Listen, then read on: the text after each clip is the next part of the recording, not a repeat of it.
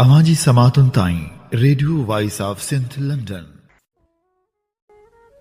रहा अथई रात सुबह वींदे साबरी लऊं लऊं मंझ लतीफ़ चे कर तिनी जी तात संदी जोगियां ज़ात बे भेरे मस मिड़े भलारे भिड़दण जे भलारे बैत सां मुझो ही आवाज़ मुसाफ़िर radio voice of Sindh London ता थी दुनिया जी कुंड कुड़च ताईं जंहिंजा माग ॿुधी पियो उन्हनि मिड़ी महिरबाननि खे सिक भरियो सलाम शाल क़बूल पवे।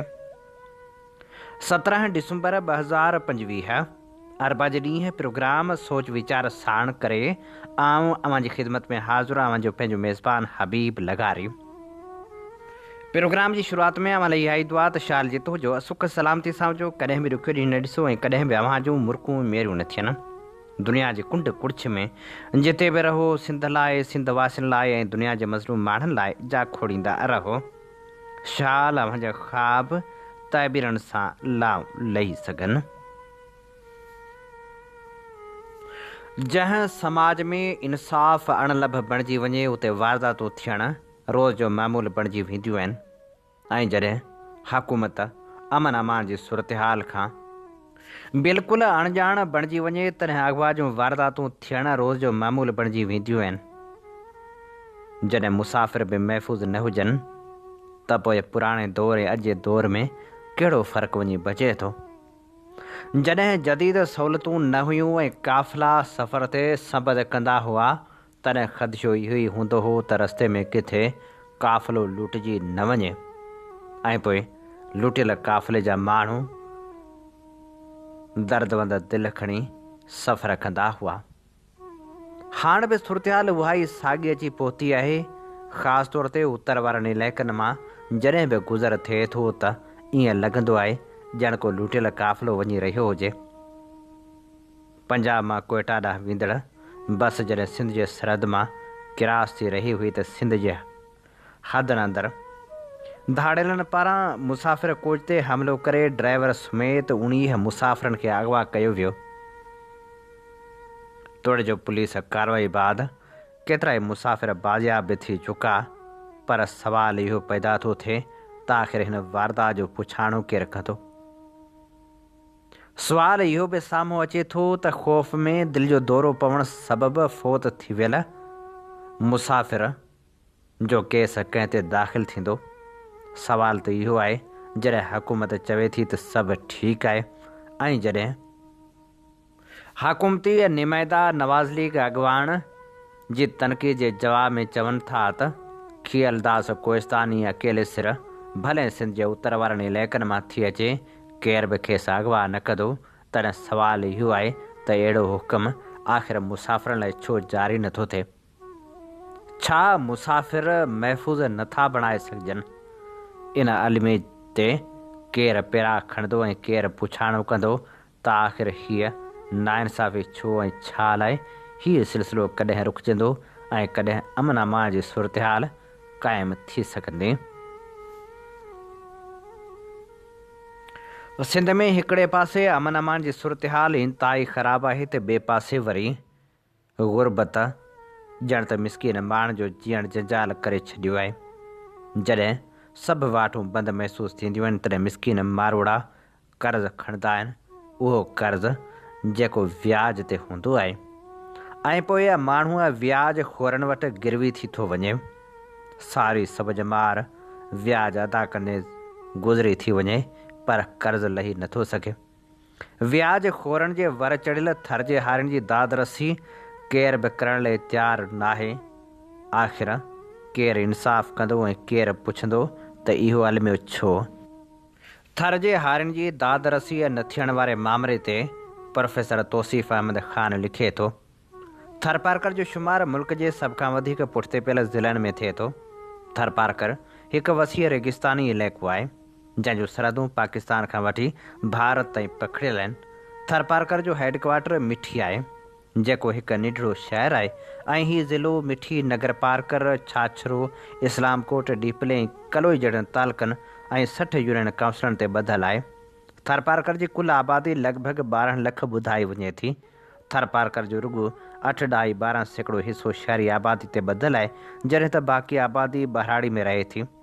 थरपारकर में ख़वानदगी जी शरह 36.39% ॿुधाई वञे थी। ख़वानदगी बाबति अंग अखर ॾिसण सां साफ़ ज़ाहिर थिए थो त मर्दनि में ख़वानदगी जी शरह 48.50% आहे, जॾहिं त औरतुनि में उहा शरह 23.49% आहे। थरपारकर जे रहवासियुनि जो बुनियादी पेशो ज़राइत आहे या घणनि माण्हुनि जे गुज़र सफ़र जो दारोमदार ज़राइत सां लाॻापियल कमकार ते आहे। थरपारकर में ज़राइत लाइ पाणी जो दारोमदार बरसाती पाणी ते हूंदो आहे। जॾहिं महीननि ताईं बरसाति नथी पए त ॾुकार जहिड़ी सूरतहाल पैदा थी वेंदी आहे। हज़ारे माण्हू ज़िंदगी बचाइण लाइ ॿिनि इलाइक़नि ॾांहुं लॾपलाण करण ते मजबूर थी वञनि था। आबादी जो तमामु थोरो हिसो सरकारी इदारनि में नौकरियूं करे थो, तॾहिं त कुझु माण्हू वापार सां लाॻापियल आहिनि। हिन इलाइक़े जी आबादी जो 77.64% हिसो माल मवेशी पालण ऐं उनजे वापार जे कारोबार सां सलाहियल आहे। हिकु रिपोर्ट मूजिबि थरपारकर जे माण्हुनि लाइ उठ खे वॾी अहमियत हासिलु आहे। उठ बार खणण ऐं सवारी लाइ सभ खां बहितर जानवर सम्झो वञे थो। थरपारकर जे रहवासी सीनियर सहाफ़ी सुहेल सांगी लिखियो त थरपारकर जो वॾो हिसो 2025 में बि बिजली जी नेमत खां महरूम आहे। गॾियल क़ौमनि जे तरक़ियाती वारे इदारे UNDP जी हिकु रिपोर्ट में चयो वियो हो त थरपारकर जी 87% आबादी ग़ुर्बत जी लकीर खां हेठि ज़िंदगी गुज़ारण ते मजबूर आहे, जंहिं सबबि थरपारकर ज़िले में माइरनि ऐं नवनि ॼावल ॿारनि जी फ़ौतगी जी शरह सॼे मुल्क में सभ खां वधीक आहे। थर जे नामियारे अदीब मासूम थरी मूजिबि जेकॾहिं थर जी बरसाती ज़मीन में मौसम मुताबिक़ घुर्बल बरसातूं थियनि त 1 एकड़ मां 1 टन ताईं पैदावार हासिल थी सघे थी, पर गुज़िरियल केतिरनि ई सालनि खां घुर्बल मौसमी बरसातूं न थियण सबबि उहा सरासरी पैदावार घटिजी 20 खां 30% ताईं रहिजी वई आहे, जॾहिं त फ़ी एकड़ लाॻत केतिरा ई भेरा वधी वई आहे। हिकु आबादगार खे 1 एकड़ पोख लाइ घटि में घटि 1 लख रुपया ख़र्च करणा पवनि था ऐं हिकु ख़ानदान जा 4 खां 5 फ़र्द 5 खां 6 महीना ॿी मज़दूरी छॾे पोख सां लाॻापियल रहनि था। जेकॾहिं घुर्बल बरसातूं न थियनि त मजमूई तौर ते ॿिज ऐं ॿियनि ख़र्चनि जी मद में लॻायल 4 खां 5 अरब रुपया ज़ाया थी वञनि था, जंहिं सबबि आबादगार सख़्त माली बहरान जो शिकार थी बेयारो मददगार ज़िंदगी गुज़ारण ते मजबूर थी वञे थो। अहिड़ी सूरतहाल हर ॿिए या 2 साल पैदा थिए थी। सरकारी नौकरियुनि सां लाॻापियल ईमानदार मुलाज़िम बि जॾहिं पंहिंजे पघार ते गुज़ारो नथा करे सघनि त उहे बि उन्हनि व्याजखोर माण्हुनि सां राब्तो करण ते मजबूर थी वञनि था। हीउ कारोबार मिठीअ, छाछरे, नगर पार्क, इस्लामकोट ऐं ॿियनि शहरनि में खुलेआम जारी आहे। अॻे उहो कुधो कारोबार मक़ामी व्याजखोर कंदा हुआ, पर हाणे थर जे उन्हनि शहरनि में अफ़गानी पठाण बि अची देरा जमाए वेठा आहिनि। हाणे इहो कारोबार रुॻो सीज़नल न रहियो आहे, पर रोज़मरह जो धंधो बणिजी वियो आहे, जंहिंजे जार में फाथल थर जा ग़रीब ऐं सतायल हारी ऐं मज़दूर हज़ारे ख़ानदान सिसकी ज़िंदगी गुज़ारे रहिया आहिनि। संदन हयाती अज़ाब बणिजी वई आहे। कम्युनिस्ट पार्टी सिंध जे सेक्रेटरी कामरेड इक़बाल, जेको हारी कमेटी जे प्लेटफार्म तां जदोजहद करे रहियो आहे, उहो ॿुधाए थो त इहे ग़ैर क़ानूनी व्याजखोर इंतिहाई ज़ालमानी शरह सां व्याज वसूल कनि था। कर्ज़ी माण्हुनि जा सोन जा ज़ेवर, चेक बुक, ATM कार्ड ऐं ॿियूं ज़मानतूं पंहिंजे कब्ज़े में रखनि था ऐं के केस मुकमिल रक़म अदा थियण बावजूदि बि गिरवी रखियल शयूं वापसि ॾियण लाइ तयारु न आहिनि हूंदा। थरपारकर जा चूंडियल नुमाइंदा हमेशह पीपल्स पार्टी सां लाॻापियल रहिया आहिनि। पीपल्स पार्टी जी हुकूमत ते इहा ज़िम्मेवारी आइद थिए थी त उन्हनि ग़रीब माण्हुनि खे व्याज खोरनि खां बचाइण लाइ अहिड़ी का जामे स्कीम मुतारिफ़ कराए जंहिं तहत आम माण्हू खे बग़ैर व्याज जे कर्ज़ मिली सघे। हीअ असीं अव्हां जी ख़िदमत में पेश करे रहिया हुआसीं प्रोफेसर तौसीफ़ अहमद ख़ान जो लिखियल ख़ूबसूरत लेख।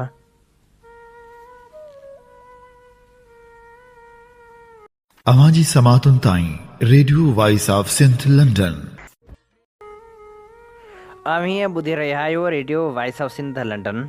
अव्हां जी ख़िदमत में प्रोग्राम पेश कयो पियो वञे सोच वीचार जे हिन सफ़र में आऊं अव्हां सां मुख़ातिबु अव्हां जो पंहिंजो मेज़बान हबीब लगारी। जीअं त अव्हीं चङी रीति ॼाणो था त असीं radio voice of Sindh London तां अव्हां जी ख़िदमत में उहे प्रोग्राम पेश कंदा आहियूं जिन में सचाई जा सॾ हूंदा आहिनि, जिन में तारीख़ जा अमल वर्क हूंदा आहिनि। असीं चाहियूं था हीउ सफ़र सफलता माणे, जंहिं लाइ असांखे अव्हांजे साथ ऐं सहकार जी ज़रूरत आहे। अचो इन सफ़र में असां सां हमक़दम बणिजो। असांजा प्रोग्राम वधि में वधि दोस्तनि ताईं पहुचायो। उन सां गॾोगॾु असांजे यूट्यूब चैनल खे ज़रूरु सब्सक्राइब करियो। न सिर्फ़ु यूट्यूब चैनल खे सब्सक्राइब करियो, पर असांजा ही प्रोग्राम वधि में वधि दोस्तनि ताईं पिणु पहुचायो, त जीअं सचाई जा सॾ घर घर ताईं पहुची सघनि। इहो बि केॾो वॾो अलमियो आहे जो असां वटि लेबर क़ानून ते अमली नथो थिए। ख़ासि तौर ते ॿारनि जे जबरी पोरीअ जी रोकथाम लाइ के बि क़दम नथा खयां वञनि ऐं पोइ मासूम ॿारड़ा रोज़ी रोटी जी तलाश में मौत जो खाज बणिजी वञनि था। काल्ह सागड़ में बि अहिड़ो ई हिकिड़ो अफ़सोसनाक वाक़ियो पेश आयो। गाॾी जे टायर जो पंचर लॻाईंदे टायर फाटण सबबि 13 या 14 सालनि जो मासूम नीगर रिहान हयाती वञाए वेठो। ख़ूबसूरत लेखक मीरसन मरी लिखियो, ॿारड़े जी उमिरि वधि में वधि 11 साल हूंदी। सागड़ में वॾियुनि गाॾियुनि जे टायरनि जे दुकान ते पंचर कढंदे दॿाउ सबबि टुटल लोही टुकरी लॻण सां हूअ ज़ख़्मी थियो ऐं ज़िंदगी वञाए वेठो। अहिड़ो गरो पोरियो कराइण या ॿारड़े खे अहिड़े सख़्तु कम ते लॻाइण इन ॻाल्हि जी चिटी निशानी आहे त माइटनि जी मुआशी हालत इंतिहाई ख़राबु हूंदी, जॾहिं त ॿारड़नि खां जबरी पोरियो वठण ऐं संदन उमिरि जे लिहाज़ खां कुझु कमनि ते सख़्तु पाबंदी आहे। सवाल इहो आहे त छा रियासत शहरियुनि खां हथ खणी वेठी आहे? बेअसी ऐं बेगानगी ऐं चौधारी माण्हुनि जे रवैयनि मां साफ़ ज़ाहिर आहे। सिंध जे हर शहर मां हलंदड़ ट्रांसपोर्ट जो मौत जो सामान बणिजी चुकी आहे, पर उन्हनि जी का बि फिटनेस चेक नथी थिए। सागड़ नवाबशाह रोड ते हलंदड़ हिकु वेन खे बि काल्ह हादिसो पेश आयो, जंहिंमें हिकु माण्हू हयाती वञाए वेठो। उनखां महीनो अॻु बि अहिड़ो ई हादिसो थियो हो, जंहिंमें जानी नुक़सानु थियो। ट्रांसपोर्ट अथॉरिटी, एक्साइज़ खातो ऐं ॿिया लाॻापियल इदारा बदस्तूर मौजूदु आहिनि। सभु पंहिंजे पंहिंजे ऑफिसनि में बराजमान आहिनि, पर अमली तौरु संदन मौजूदगी नज़र नथी अचे। मीरपुर रोड ते काबाड़ जा दुकान आहिनि जेके 24 कलाक खुलियल रहनि था। उते ट्रकूं लोड थियनि थियूं जेके अधु रोड ब्लॉक कनि थियूं। राति जो विच रोड ते बीठल ट्रकनि जूं बतियूं ॿरंदियूं रहनि थियूं। साम्हूं ईंदड़ माण्हू पंधि बि नथा हली सघनि। काल्ह को हादिसो केतिरा ई सवाल छॾे थो। ज़ाहिरी तौरु वारस शायदि उनखे कुदरत जी रज़ा सम्झी विसारे छॾीनि, पर जेके इदारा मौजूदु आहिनि, labour department, child protection authority ऐं ॿिया ज़िम्मेवार खाता, छा उहे नथा ॾिसनि त अहिड़नि पोहरनि में मासूम ॿारड़ा कमु करे रहिया आहिनि? जेकॾहिं उन्हनि ख़िलाफ़ु वक़्तु सिर कार्रवाई थिए त शायदि मासूम ॿारड़ा ज़िंदगी खे सम्झण खां अॻु, कमाई ऐं पोहरे जे फ़लसफ़े खे सम्झण खां अॻु अहिड़ी तरह लोही टुकरे लॻण सां न मरनि। नाम्यारे शाइर रूहल कालरे लिखियो, न भाग खाना बदोश पंहिंजो कयो न लाहू ता नसीबनि, अञा न ऑफिस में कराची घरां घुरायो कॾहिं अजीबनि, मिलियो न मेलो न का निमाइश जुतियूं गसायूं घणनि ग़रीबनि, सगोरे सैयद खे हथु ॾिनो आहे निमी ऐं निवड़ी असां अदीबनि, वज़ीर साहिब जा पेर सोरे खड़े खड़े ई खुड़ियूं चुमूं था, असीं से लेखक जे चेक पंहिंजे जो देर ताईं बुड़ियूं चुमूं था, 6 महीने वरी सखावत बि कनि था, 6-6 हज़ार आहे, हलीम वियो जो हलियो त छा थियो, सलीम पंहिंजो त यार आहे, हुकम जे इरशाद तूं जो थींदो, ग़ुलाम पंहिंजो कलम बि थींदो, भरे छॾींदासीं फेसबुक खे सुरो ई तुंहिंजो जनम बि थींदो, फ़क़ियूं सुघाए पुॼाए बाकुल कॾहिं न कंहिंजो को कमु कंदासीं, अव्हां जी हिकमत ॿधियो आहे वेठी पननि में वेढ़ियल पुड़ियूं चुमूं था, वज़ीर साहिब जा पेर सोरे खड़े खड़े ई खुड़ियूं चुमूं था, असीं से लेखक जे चेक पंहिंजे जूं देर ताईं बुड़ियूं चुमूं था, सलूट हिक साईं तोखे गिदड़ जी खल पई सहन खे मारे, ख़लील ख़ासो को दोस्त प्यारो नगर जे पासे ढगियूं थो चारे, ज़मीर अहिड़ो असां आधारियो, मुअल ते कंहिंजी हले न मर्ज़ी, कटियो कारूंझर त ख़ैर आहे, पथर पथर ते पंहिंजी ख़र्ची, वठूं था कोरियनि खां मंथली ऐं उन्हनि खे चऊं था हलिया वञो सभु, करियूं था तक़रीर जे गूगर ते सनियूं थुलियूं से थुड़ियूं चुमूं था, वज़ीर साहिब जा पेर सोरे खड़े खड़े ई खुड़ियूं चुमूं था, असीं से लेखक जे चेक पंहिंजे जूं देर ताईं बुढ़ियूं चुमूं था। हाण विरासत जी तारीख़ जा पेरा खणूं था ऐं आला बख़्श सुमरो बाबति लिखणी पेश करियूं था, जेका किताब मुस्लिम अगेंस्ट पाकिस्तान मां चूंड कई आहे। हिन किताब जो लेखक शमसुल इस्लाम आहे। असीं हीअ लिखणी अव्हां जे समातनि जी नज़र करे रहिया आहियूं। नामेरे लेखक हफ़ीज़ कुंभर जे वाल तां संदसी थोरनि सां अॼु असीं ईअं पेश करे रहिया आहियूं पहिरीं किस्त, जंहिंजो उनवान आहे अला बख़्श सुमरो ऑल इंडिया आज़ाद मुस्लमान कॉन्फ्रेंस। अला बख़्श सुमरे मुस्लमाननि खे पाकिस्तान जे मुखालफ़त में क़यादत फ़राहम कई। हुन आज़ाद मुस्लमान कॉन्फ्रेंस क़ाइमु कई, जंहिं हिंदुस्तान जे उन्हनि वसी तबक़नि जे मुस्लमाननि में नओं जोश ऐं जज़्बो पैदा कयो, जिन मुस्लिम लीग जी सियासत जे ख़िलाफ़ अॻे वॾियूं क़ुर्बानियूं ॾिनियूं हुयूं। अला बख़्श मुल्क जी विरासत बाबति मुस्लिम लीग जे पॉलिसियुनि ख़िलाफ़ सॼे मुल्क में असराइती ऐं वसी पैमाने ते मज़ाहिमत खे मुनज़म कयो।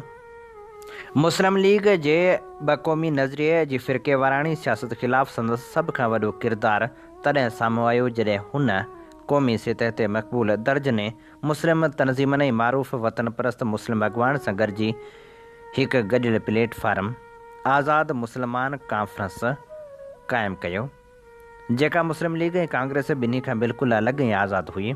आज़ाद लफ़्ज़ उन हक़ीक़त जी अलामत हो त ही कॉन्फ्रेंस मुस्लिम लीग ऐं कांग्रेस खां मुकमिल तौरु धार हुई। इहा ॻाल्हि बि क़ाबिल ज़िक्र आहे त पाकिस्तान मुख़ालिफ़ हीअ कॉन्फ्रेंस मुस्लिम लीग तरफ़ां लाहौर में क़रारदाद पाकिस्तान मंज़ूर थियण खां लॻभॻि हिकु महीने अंदरि मुनक़िद कई वई।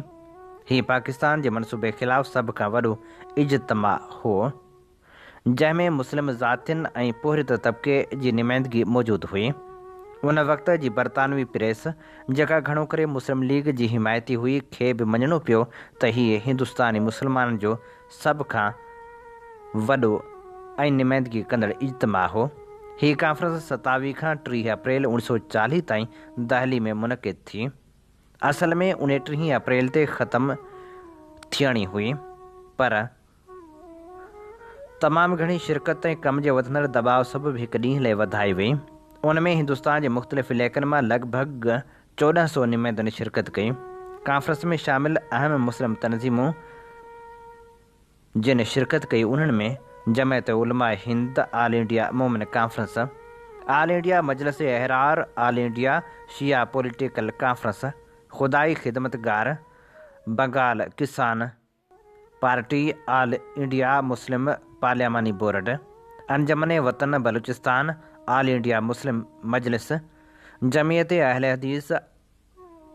आज़ाद मुस्लमान कॉन्फ्रेंस में चूंडियल नुमाइंदा मुतहदा सूबा बहार, सेंट्रल सूबा पंजाब, सिंध, उत्तर ओलह सरहदी सूबो KPK, मद्रास, ओडिशा, बंगाल, मलबार, बलूचिस्तान, दहली, आसाम, राजस्थान, कश्मीर, हैदराबाद ऐं केतिरनि रियासतुनि मां शामिल थिया, यानी सॼे हिंदुस्तान जी नुमाइंदगी मौजूदु हुई।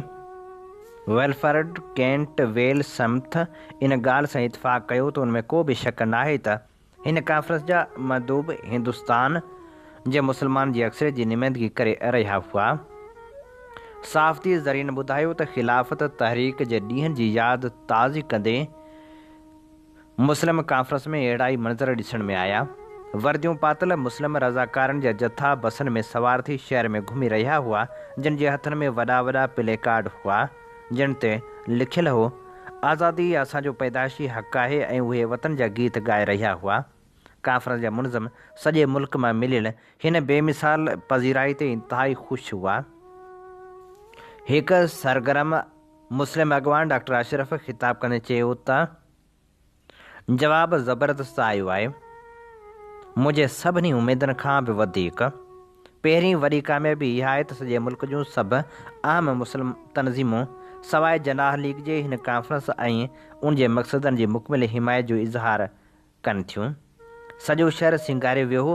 शिरकत कंदड़नि ऐं ऑल इंडिया इंडिपेंडेंट मुस्लिम कॉन्फ्रेंस जे सदर अला बख़्श ऐं संदसि साथियुनि जी आजियां लाइ सजावटी ऐं ख़ूबसूरत दरवाज़ा लॻाया विया हुआ। तारीख़ी जामा मस्जिद में जलूस कढण जो पिण इंतज़ाम कयो वियो हो। मुल्क के मुख़्तलिफ़ हिस्सनि में वॾे अंग में मुस्लिम शागिर्दनि हिन कॉन्फ्रेंस में शिरकत कई। हुननि पंहिंजे अलॻि कॉन्फ्रेंस में मुनक़िद कई त जीअं हिकु आज़ाद मुस्लिम शागिर्द कॉन्फ्रेंस क़ाइमु करे सघिजे। अरबी कॉलेज जे शागिर्दनि जो भी वॾो अंग शरीक हुयो। हीअ असीं अवां जी ख़िदमत में पेश करे रहिया हुआसीं विरहाङे जी तारीख़ जी क़िस्त पहिरीं। अवां जी समातुनि ताईं radio voice of Sindh London. Programme सोच वीचार में हाण नाम्यारे कम्युनिस्ट अॻवान कामरेड जमालुद्दीन बुखारी के भेटा पेश करियूं था। अॼु कामरेड जमालुद्दीन बुखारी जी वरसी मल्हाई पई वञे। असीं अवां जे समातनि जी नज़र कंदासीं कामरेड जमालुद्दीन बुखारी जो मुकमिल तारुफ़, जेको असां अवां लाइ चूंड कयो आहे इनसाइक्लोपीडिया सिंधियाना तां। मशहूर कम्युनिस्ट अॻवान कामरेड जमालुद्दीन बुखारी जो असल नालो सैयद जमालुद्दीन वल्द सैयद ज़ैनुल आबिदीन बुखारी हो। हुन 14 मार्च 1900 में हिंदुस्तान जे शहर अहमदाबाद में जन्म वरितो। संदसि वॾनि जो तालुक़ु उच जे बुखारी सादातनि सां हो, जितां पोइ संस वॾा लॾे अची अहमदाबाद जे सिंधी वाड़े में रिहाइश पज़ीर थिया। संदसि वालिद अहमदाबाद जे हिकु स्कूल जो प्रिंसिपाल हो। हुन पंहिंजे फ़र्ज़ंद खे मदरसे जी शुरूआती तालीम बाद जर्मनी आला तालीम लाइ मोकिलियो। हुन 1914 में जूनियर ऐं सीनियर कैम्ब्रिज पास करण बाद वधीक तालीम लंडन ऐं अलीगढ़ मां हासिल कई। 1920 ईस्वी में ग्रेजुएशन कयाईं। उन बाद हू कम्युनिस्ट पार्टी ऑफ इंडिया में शामिल थी चुको हो ऐं उन जो कुल वक़्ती कारकुन थी रहियो। कुझु अरसो कम्युनिस्ट पार्टी इंडिया जे सेक्रेटरी तौरु ख़िदमतूं पिण सर अंजाम ॾिनाई। हुन अञा आला तालीम में मस क़दम रखियो त ख़िलाफ़त तहरीक जो आगाज़ थी चुको हो। जमालुद्दीन बुखारी जे वालिद 1919 में लाड़काणे ख़िलाफ़त कॉन्फ्रेंस में शिरकत कई हुई। उन बाद पाण पंहिंजे पुटु जमालुद्दीन खे मौलाना मोहम्मद अली जौहर जी वालदा बि अम्मा सां गॾु लाड़काणे जे ॿियनि इजलासनि में मोकिलींदो रहियो। हुन 1919 धारे रूस में कामरेड लेनिन सां पिण मुलाक़ात कई। उन वक़्तु साणस गॾु मौलाना उबैदुल्ला सिंधी पिण हो। कामरेड जमाल जे वालिद 1922 में वफ़ात कई। जमालुद्दीन बुखारी सियासत में मौलाना मोहम्मद अली जौहर ऐं मौलाना हज़रत मुहानी जो असर क़बूल कयो। हुन 1920 खां कराची में रिहाइश इख्तियार कई। ख़िलाफ़त तारीख़ में शमूलियत दौरान 1922 खां 1948 ताईं कुल 18 साल जेल बि काटियाईं। 1923 में अल वहीद में कमु करण सां हुन सहाफ़त में पेर पातो। पाण मुख़्तलिफ़ वक़्तनि ते मुख़्तलिफ़ अख़बारूं कढंदो रहियो। कराची में रहण दौरान हफ़्तेवार चिंगारी, सदाकत, रोज़ाना आज़ादी अख़बारूं जारी कयाईं। लाड़काणे में अची रहण खां पोइ हफ़्तेवार न्यू एरा ऐं इंसाफ़ अख़बारूं पिण कढियाईं। 1940 धारे सिंध हारी कमेटी में शमूलियत कयाईं। कामरेड अब्दुल कादर सदर ऐं comrade Jamaluddin Bukhari secretary general चूंडियो वियो। हुन 1943 में शादी कई। ॿई ज़ाल मुड़ुस इनकलाबी हुआ। 1946 में रॉयल इंडियन नेवी जी बग़ावत जी हिमायत में कम्युनिस्ट पार्टी तरफ़ां ईदगाह मैदान कराची में वॾो इज्तिमा करायो वियो, जंहिं नाराज़ थी सरकार कम्युनिस्ट पार्टी ते बंदिश विधी। 1946 खां 1949 ताईं पाकिस्तान कम्युनिस्ट पार्टी जो जनरल सेक्रेटरी पिण रहियो। 1949 में लाड़काणे लॾे आयो। हू सरगर्म सहाफ़ी, सियासतदान, समाजी वर्कर हो ऐं खेसि सिंध ऐं सिंधी ॿोली सां प्यार हो। कामरेड जमालुद्दीन साईं GM सैयद ऐं हैदर बख्श जतोई सां गॾु पिण कमु कयो। मिस्र जो सदर जमाल नासिर, शेख ज़ुल्फ़कार अली भुट्टो ऐं ॿिया अॻवान संदसि सलाहियतनि जा क़ाइल हुआ। हुन भारत, रूस, चीन, Germany, England, Iran, Iraq, Saudi Arab, America, मिस्र वग़ैरह जा दौरा बि कया। जवानी में हज बि कयाईं। जवाहरलाल नेहरू बि हुन जी सलाहियतनि जो क़ाइल हो, जंहिं खेसि 1961 में हिंदुस्तान जे मरकज़ी वज़ीर थियण जी आछ कई, पर हुन सिंध ऐं सिंधियुनि सां इश्क सबबि सिंध न छॾण सबबि माज़रत कई। हुन 1948 धारे स्टालिन सां कम्युनिस्ट पॉलिसी ते खुलियल इख़्तिलाफ़ कया, जंहिं करे पाकिस्तान कम्युनिस्ट पार्टी जे जनरल सेक्रेटरी जी जाइ ते संस बदिरां सजाद ज़हीर खे आंदो वियो। हिन आला पाए जे सियासी समाजी अॻवान 17 दिसंबर 84 ते लाड़काणे में पसाह पूरा कया। संदसि ख़िदमत ऐं जदोजहद खे कॾहिं बि विसारे नथो सघिजे। अवां जी समातुनि ताईं radio voice of Sindh London. आम हीअं ॿुधी रहिया आहियो radio voice of Sindh London. अवां जी ख़िदमत में प्रोग्राम पेश कयो पियो वञे सोच वीचार जे हिन सफ़र में आऊं अवां सां मुखातिब पंहिंजो मेज़बान हबीब लगारी। जीअं तव्हीं ॼाणो था त असीं radio voice of Sindh London तां अवां जी ख़िदमत में उहे प्रोग्राम पेश कंदा आहियूं जिन में सचाई जा सॾ हूंदा आहिनि, जिन में तारीख़ जा अमल वर्क हूंदा आहिनि। असीं चाहियूं था त हीउ सफ़र सफलता माणे, जंहिं लाइ असांखे अवां जे साथ ऐं सहकार जी ज़रूरत आहे। अचो हिन सफ़र में असां सां हमक़दम बणिजो। अॼु सिंध जे नामियारे शाइर सईद मेमण जी वरसी मल्हाई पई वञे। सईद मेमण जंहिं लाड़काणे जे ॻोठ आकुल में 8 नवंबर 1968 ते बशीर अहमद मेमण जे घर में जनम वरितो हो। हुन सिंधी अदब में ख़ानगी तरह शाह अब्दुल लतीफ़ यूनिवर्सिटी ख़ैरपुर मीरस मां 1990 में MA कई, जॾहिं त PTA ऐं BEd जा कोर्स पिणु कयाई। सईद मेमण 1988 खां प्राइमरी उस्ताद तौरु तदरीसी ख़िदमतूं सरअंजाम ॾींदो रहियो। सईद मेमण जो शुमार सिंध जे नामियारनि शाइरनि में थिए थो। खेसि शाइरी सां लॻाव नंढपिण खां ई हो। मज़हब जे मोरूसी असर जे करे शाइरी जी शुरूआति मरूदन लिखण सां कयाई। 1988 में संदसि पहिरीं वाई इबरत मैगज़ीन में छपी। शाइरी में संदसि रहनुमाई हाई स्कूल टीचर उस्ताद मोहम्मद हारून बलोच ऐं नामियारे शाइर आतिश सिंधी कई। सईद मेमण शाइरी जे लॻभॻि सभिनी सनफ़नि ते लिखियो आहे। नसर में बि कहाणियूं, मज़मून, ख़ाका ऐं मुहाग लिखियाई। सईद मेमण ग़ज़ल जो इंतिहाई पुख़्तो शाइर आहे। संदसि छपियल किताबनि में नैण सफ़र में कारे बर में चंड, ख़्वाब चारा, दर्द जूं आयतूं, असांजो इश्क अणपूरो, दिलि दंबूरो, अज़ल जो आॾाणो, आला दग बरसात में ऐं ॿिया किताब शामिल आहिनि। सईद मेमण जी शाइरी केतिरनि ई फ़नकारनि पिणु ॻाई। खेसि केतिरा ई एवार्ड पिणु ॾिना विया। नामियारे शाइर सईद मेमण 17 डिसंबर 2016 ते पसाह पूरा कया। खेसि आबाणे क़ब्रिस्तान में मिटी माउ हवाले कयो वियो। ए ख़ुदा आसमान डाहे छॾ, दिलि डही आ जहान डाहे छॾ, कंहिंखां ॻोल्हियो लभान दुनिया में, मुंहिंजो नालो निशान डाहे छॾ, इश्क जो को गवाह ई कोन्हे, दिलि चरी जो बयान डाहे छॾ, शहर वारनि खे ॾिए थो आईना, राति हुन जो दुकान डाहे छॾ, हू न मिटी जी हंज मां उथंदो, आस जो आस्तान डाहे छॾ, जे हली थो असां फ़क़ीरनि सां, ही वॾाई ही मान डाहे छॾ, या ख़ुदा दिलि जे भर खिलाउन खे, या ज़मानी मकान डाहे छॾ। दिलि में का जाइ बची नाहे, हाणे कंहिंजी बि का कमी नाहे, तूं अञा दार खां परे आहीं, इश्क जी इंतिहा त थी नाहे, तो ॾिनी आहे क़बूल आहे लेकिन, ए ख़ुदा ही त ज़िंदगी नाहे।